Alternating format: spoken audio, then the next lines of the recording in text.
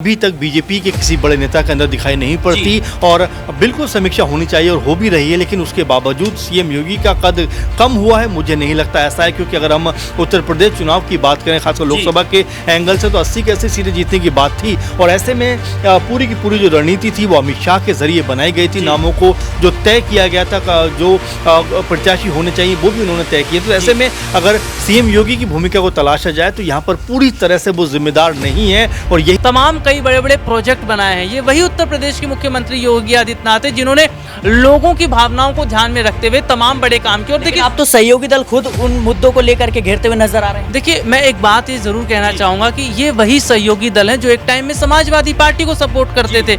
ये वही सहयोगी दल हैं जो फायदा देखकर बीजेपी की तरफ आए। स्वामी प्रसाद मौर्य कोई बड़ा उदाहरण नहीं है, क्योंकि क्या योगी आदित्यनाथ के हाथ से छिन जाएगा मुख्यमंत्री पद? उत्तर प्रदेश की राजनीति में लोकसभा चुनाव के बाद से ही यह सवाल लगातार उठ रहे हैं। एक बार फिर से यह मुद्दा गर्माता हुआ नजर आ रहा है। आपको बता दें कि एक तरफ योगी आदित्यनाथ ने सीधे तौर पर अति आत्मविश्वास को कहीं ना कहीं जिम्मेदार ठहराया है यूपी में भारतीय जनता पार्टी के नुकसान को लेकर के। वहीं अब इस बात के संकेत भी मिल रहे हैं कि उत्तर प्रदेश में मुख्यमंत्री चेहरा बदला जा सकता है। इसको लेकर के हाल ही में जिस तरीके से बीजेपी राष्ट्रीय अध्यक्ष जेपी नड्डा ने यूपी का दौरा किया और कई बड़े नेताओं से गुप्त मीटिंग की, इसको लेकर के भी अब कई तरह के कयास लगाए जा रहे हैं। और एक तरफ देखा जाए तो योगी आदित्यनाथ की नीतियों पर लगातार सवाल भी उठ रहे हैं। आप बात करें संजय निषाद की, तो लगातार बुलडोजर मॉडल का कहीं ना कहीं विरोध कर रहे हैं। वो कह रहे हैं कि अगर लोगों के घर गिराए जाएंगे तो हार तो निश्चित होगा ही। और एक तरफ ओबीसी आरक्षण को लेकर के अनुप्रिया पटेल भी लगातार योगी सरकार पर हमलावर हो रही हैं। तो वहीं देखा जाए तो लगातार ओपी राजभर भी कहीं ना कहीं हार का ठिकरा जो है भारतीय जनता पार्टी पर फोड़ रहे हैं। भारतीय जनता पार्टी के तमाम वो बड़े दिग्गज नेता, या यूं कहें कि उत्तर प्रदेश की सियासत में जो विधायक हैं, वो कहीं ना कहीं कह रहे हैं कि केंद्र सरकार कुछ बड़ा फैसला ले, हम उनके समर्थन में हैं। तो अब क्या उत्तर प्रदेश की राजनीति में कुछ बड़ा उलटफेर देखने को मिल सकता है? इस मुद्दे पर बातचीत करेंगे हम अपने सहयोगियों से और जानने का प्रयास करेंगे कि आखिर उत्तर प्रदेश की राजनीति में हलचलें क्यों तेज है। मेरे साथ अमन सर मौजूद है। सर, देखा जाए तो अब योगी सरकार को लेकर के लगातार सवाल उठ रहे हैं। एक तरफ देखा जाए लोकसभा चुनाव के दौरान से ही लगातार बृजभूषण शरण सिंह जो बुलडोजर नीति है उस पर सवाल उठा रहे थे। अब अनुप्रिया पटेल योगी सरकार पर आरक्षण को लेकर घेरते हुए नजर आ रही हैं। संजय निषाद जैसे नेता जो है वो कहीं ना कहीं योगी सरकार पर हमलावर हो रहे हैं और भारतीय जनता पार्टी का हार का ठिकरा कहीं ना कहीं सीएम योगी पर फोड़ा जा रहा है। तो क्या अब सीएम कुर्सी खतरे में है?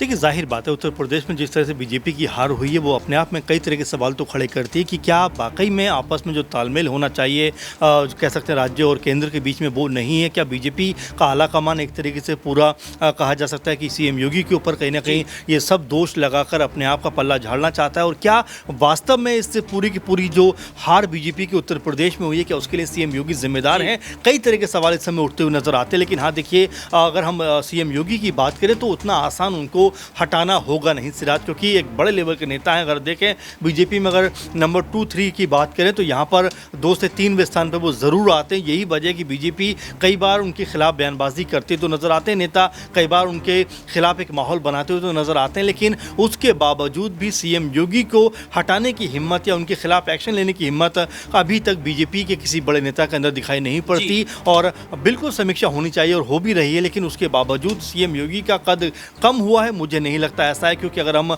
उत्तर प्रदेश चुनाव की बात करें, खासकर लोकसभा के एंगल से, तो 80 की 80 सीटें जीतने की बात थी और ऐसे में पूरी की पूरी जो रणनीति थी वो अमित शाह के जरिए बनाई गई थी। नामों को जो तय किया गया था, जो प्रत्याशी होने चाहिए वो भी उन्होंने तय किए। तो ऐसे में अगर सीएम योगी की भूमिका को तलाशा जाए तो यहाँ पर पूरी तरह से वो जिम्मेदार नहीं है और यही बात बारंबार बीजेपी के कई लोग ये कहते हुए नजर आते हैं कि अगर जो टिकट बंटवारा अगर ठीक से किया गया होता तो बीजेपी इतनी बुरी उसकी हालत उत्तर प्रदेश में नहीं होती, क्योंकि 33-34 सीटों पर सिमटने का मतलब है कि जनता ने एक तरीके से आपको नकार दे। और देखिए, अयोध्या जैसी जगह पर जहां बीजेपी लगातार ये दावे कर रही थी कि उसकी एक तरफा जीत होती हुई नजर आएगी, वहां पर उसको करारी हार का सामना करना पड़ता है। इसके अलावा अभी जब कई जगह पर उपचुनाव हुए, वहाँ पर भी बीजेपी को हार का सामना करना पड़ा। तो कई तरह के सवाल उठ रहे हैं कि क्या सिर्फ योगी जिम्मेदार है इसके लिए, क्या वाकई में सीएम योगी की वजह से बीजेपी की हार हुई, या फिर अब आला कमान कहीं ना कहीं कमज़ोर पड़ता हुआ नजर आता है। क्योंकि आपने देखा होगा कि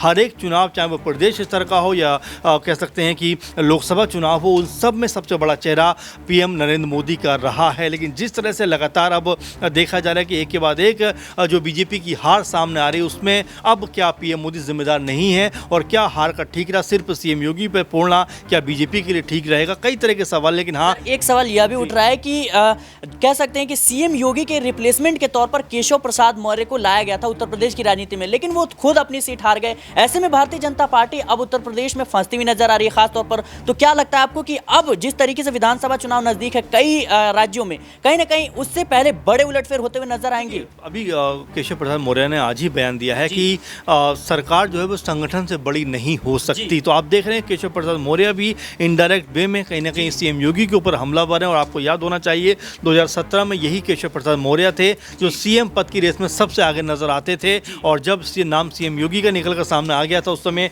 जब योगी के नाम पर मोहर लगी सीएम बनने की, उसके बाद केशव प्रसाद मौर्य की तबीयत तक खराब हो गई। तो आप देखिए कि किस तरह से उनको सीएम पद की चाह होगी, लेकिन उनके जगह जब योगी का नाम आता है तो कुल मिलाकर उनकी जो स्थिति है वो उतनी मजबूत नहीं रह पाती। इसीलिए वो जो बात कह रहे हैं वो यही कह रहे हैं कि संगठन से बड़ी जो है वो सरकार कभी नहीं हो सकती। तो कुल मिलाकर आपस में जो अंदर खाने में स्थिति है वो स्पष्ट नजर आती है कि अब तनातनी का माहौल है और एक दूसरे के ऊपर हार का ठीकरा कहीं ना कहीं बीजेपी के जो नेता हैं वो फोड़ना चाहते हैं। क्योंकि आप देखिए कई नेताओं ने ये बात कही है कि बीजेपी खुद अंदर खाने की वजह से इन चुनावों में हारी है। अब वो कौन लोग हैं, किस तरह के लोग हैं, क्या सीएम योगी उसमें इन्वॉल्व हैं, क्या केशव प्रसाद मौर्य उसमें इन्वॉल्व हैं, कई तरह की कयासबाजियां हैं। लेकिन इन सब के बीच बीजेपी के अंदर जो तालमेल था वो अब बिगड़ता हुआ दिखाई पड़ रहा है। जी बिल्कुल, भारतीय जनता पार्टी का तालमेल जो है वो बिगड़ता हुआ नजर आ रहा है। खास तौर पर लोकसभा चुनाव में जिस तरीके से कई सीटों पर नुकसान झेलना पड़ा है, जाहिर सी बात है कि अब कहीं ना कहीं आला कमान महत्वपूर्ण निर्णय लेने जा रहा है और यह कयास लगाए जा रहे हैं कि अब योगी आदित्यनाथ मुख्यमंत्री पद से हाथ धो बैठेंगे। मेरे साथ राहुल जी मौजूद हैं, उनसे दो सवाल लेते हैं। सर, कैसे देख रहे हैं आपकी? देखा जाए तो कहीं ना कहीं योगी सरकार पर लगातार सवाल उठ रहे हैं और जो लोकसभा का चुनाव है वो तो मोदी चेहरे के ऊपर लड़ा गया था, और ऐसे में योगी के ऊपर सवाल उठाना, सीएम योगी के ऊपर सवाल उठाना कितना ज़्यादा जो है महत्वपूर्ण माना जाएगा? देखिए, सबसे बड़ी बात है, अगर हार के ठीकरे की बात करें तो इस हार का जिम्मेदार प्रदेश के मुख्यमंत्री योगी आदित्यनाथ को नहीं कहा जा सकता, क्योंकि ये वही योगी आदित्यनाथ हैं जिन्होंने उत्तर प्रदेश में विकास के मॉडल को जिस तरीके से चमकाया है, अपराध मुक्त किया है। ये वही उत्तर प्रदेश के मुख्यमंत्री योगी आदित्यनाथ हैं जिन्होंने लोगों के लिए तमाम कई बड़े बड़े प्रोजेक्ट बनाए हैं। ये वही उत्तर प्रदेश के मुख्यमंत्री योगी आदित्यनाथ हैं जिन्होंने लोगों की भावनाओं को ध्यान में रखते हुए तमाम बड़े काम किए। और देखिए, आप तो सहयोगी दल खुद उन मुद्दों को लेकर के घेरते हुए नजर आ रहे हैं। देखिए, मैं एक बात ये जरूर कहना चाहूंगा कि ये वही सहयोगी दल हैं जो एक टाइम में समाजवादी पार्टी को सपोर्ट करते थे।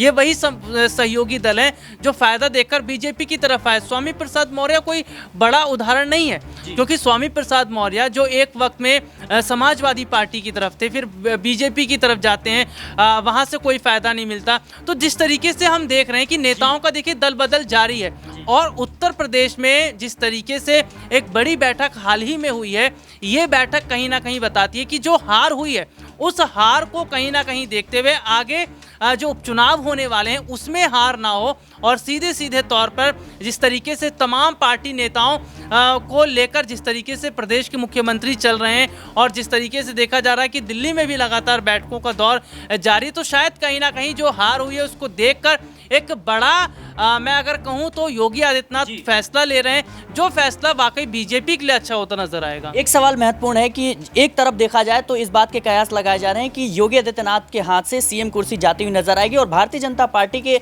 अंदर ही खाने इसकी तैयारी शुरू हो गई है। दूसरी तरफ आज देखा जाए तो कार्यकर्ताओं को संबोधित करते हुए साफ तौर पर कहते हैं कि अति आत्मविश्वास के चलते भारतीय जनता पार्टी को नुकसान हुआ, और यह भी महत्वपूर्ण बात कहते हैं कि साल 2027 के चुनाव की तैयारियों में हमें अभी से जुटना पड़ेगा। तो क्या अगर अगर भारतीय जनता पार्टी योगी आदित्यनाथ के खिलाफ कहीं ना कहीं फैसला लेती है तो योगी आदित्यनाथ बगावती तेवर अपनाएंगे। शिवराज सिंह चौहान का जिक्र कर लें या फिर वसुंधरा राजे का जिक्र कर लें या फिर रमन सिंह का जिक्र कर लें, तमाम बड़े दिग्गज नेता हैं जिनको भारतीय जनता पार्टी ने दरकिनार किया है। तो अब अगली बारी योगी आदित्यनाथ की है और अगर ऐसा होता है तो क्या योगी आदित्यनाथ चुप बैठने वाले हैं?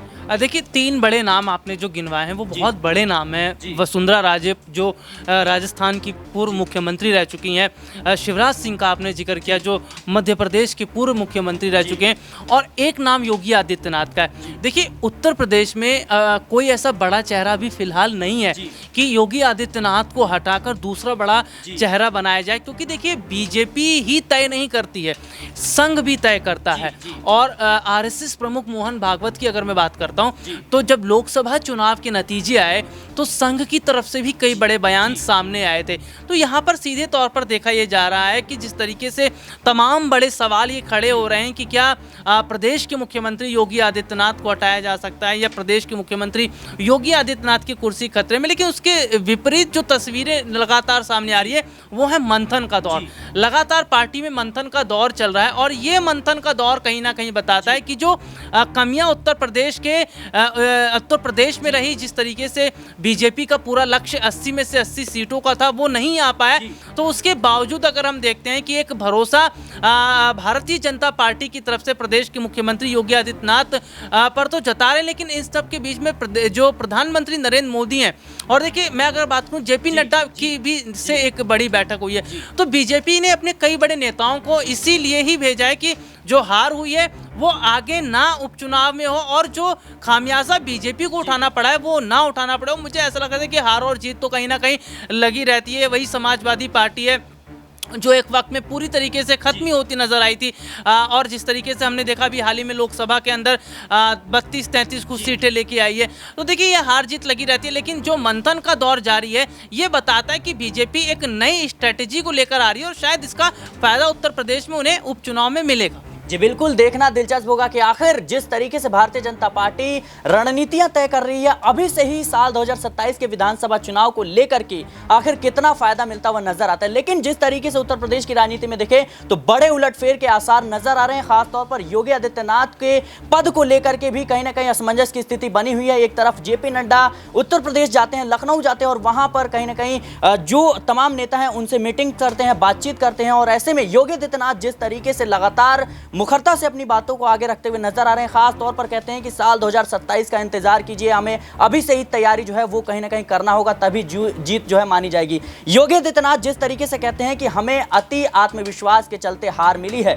क्या वो योगी आदित्यनाथ जो है कहीं ना कहीं प्रधानमंत्री नरेंद्र मोदी को इशारा कर रहे थे या फिर गृह मंत्री अमित शाह पर आरोप लगा रहे थे? तमाम जो सवाल हैं कहीं ना कहीं उत्तर प्रदेश की राजनीति में उठते हुए नजर आ रहे हैं। फिलहाल के लिए इस रिपोर्ट में इतना ही। देश और दुनिया की तमाम खबरों के लिए बने रहे नेक्स्ट 10 पॉलिटिकल बाइट के साथ।